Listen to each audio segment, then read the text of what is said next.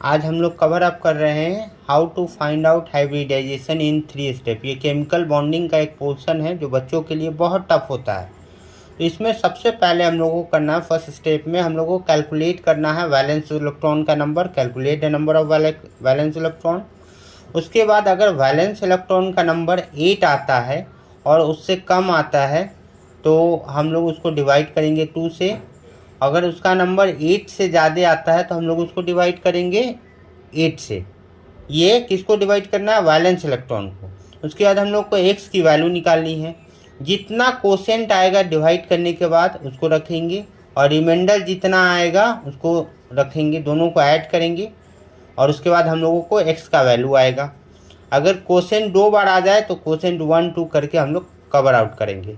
तो इस शॉर्ट्स में हम लोग कवर आउट करेंगे कि अगर x का वैल्यू 2 आता है तो sp हाइब्रिडाइजेशन, x का वैल्यू 3 आता है तो sp2 हाइब्रिडाइजेशन, x का वैल्यू 4 आता है तो sp3, x का वैल्यू 5 आता है तो वो dsp2 हाइब्रिडाइजेशन। तो बच्चों को ये जो है सबसे टफेस्ट पोर्शन लगता है, समझ नहीं आता है कि कैसे कैलकुलेट करें।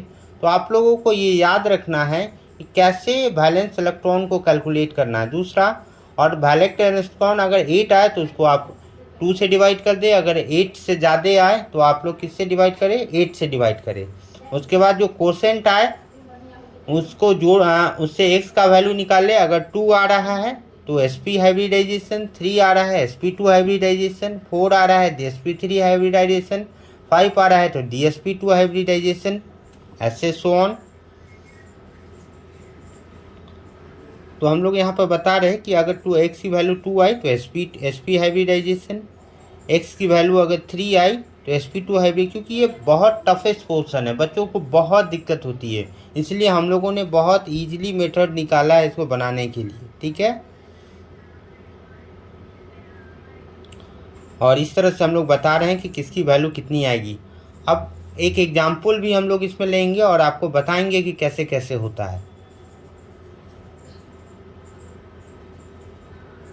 ठीक है, अब देखो, अब एक एग्जाम्पल ले लेते हैं हम लोग मीथेन का। We put the example of methane. तो मीथेन हम लोग जानते हैं कि गैस होता है मीथेन। तो मीथेन का एग्जाम्पल जब हम लोग लेंगे तो यहाँ पर पहले हम लोग देखेंगे कि इसका वैलेंस इलेक्ट्रॉन निकालने के लिए आपको एटॉमिक नंबर याद होना सबसे ज़रूरी है।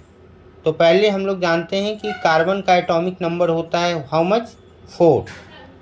तो 4 नंबर कितना है कार्बन का? 1। तो 4 इंटू 1 हम लोगों ने 4 इंटू 1 कर दिया यहाँ पर।